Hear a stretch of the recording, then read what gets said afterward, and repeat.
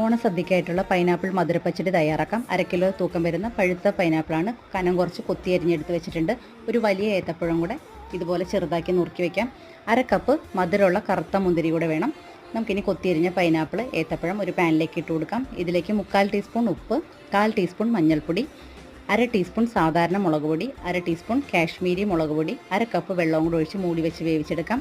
കനം കുറച്ച് അരിഞ്ഞുകൊണ്ട് തന്നെ പെട്ടെന്ന് വെന്ത് കിട്ടും. ഇടയ്ക്ക് ഇളക്കി കൊടുക്കണം. ഏത്തപ്പഴം ഉള്ളതുകൊണ്ട് അടിക്ക് പിടിക്കാൻ സാധ്യതയുണ്ട്.